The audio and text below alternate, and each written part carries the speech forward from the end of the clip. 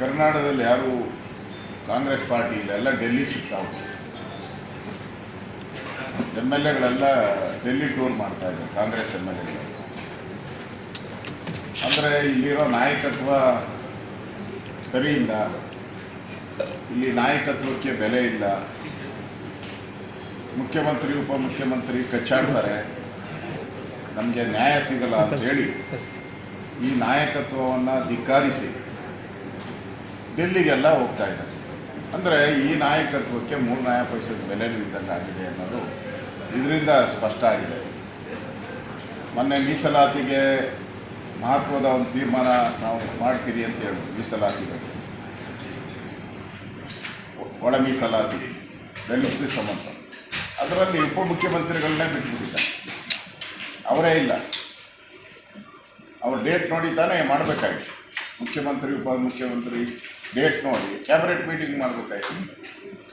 Purposely ಗೊತ್ತಿದ್ದರೂ ಕೂಡ D K Shivakumar ಅವರು ಡೆಲ್ಲಿಯಲ್ಲಿದ್ದಾರೆ ಅಂತ ಗೊತ್ತಿದ್ದರೂ ಕೂಡ ಕ್ಯಾಬಿನೆಟ್ ಮೀಟಿಂಗ್ ಮಾಡಿದ್ದಾರೆ. ಅಂದರೆ ಇದು ಬಣ ಆಗಿದೆ, 2 ಬಣ ಒಡೆದೋಗಿದೆ, ಇದು ಸೇರಲಾಗದ ಬಣ ಅನ್ನೋದು ಸ್ಪಷ್ಟ ಆಗಿದೆ.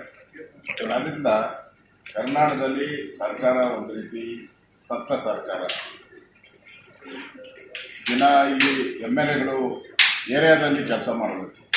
ಬರಗಾಲ ಬಂದಿದೆ, ಕುಡಿಯೋ ನೀರಿಗೆ ಹಾಹಾಕಾರ ಇದೆ, 42 ಡಿಗ್ರಿವರೆಗೂ ಉಷ್ಣಾಂಶ ಹೋಗಿದೆ.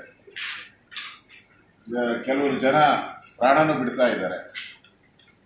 ದನಕರುಗಳಿಗೆ ನೀರಿಲ್ಲ, ಪಶು ಪಕ್ಷಿಗಳಿಗೆ ನೀರಿಲ್ಲ, ಜನರ ಕುಡಿಯೋಕೆ ನೀರಿಗೆ ಹಾಹಾಕಾರ. ಇಂಥ ಸಂದರ್ಭದಲ್ಲಿ ಕಾಂಗ್ರೆಸ್ ಎಮ್ ಎಲ್ ಎಗಳು ಡಿ ಕೆ ಶಿವಕುಮಾರ್ ಅವರು ಎಲ್ಲ ಡೆಲ್ಲಿ ಯಾತ್ರೆಗಳನ್ನು ಮಾಡ್ತಾ ಇದ್ದಾರೆ.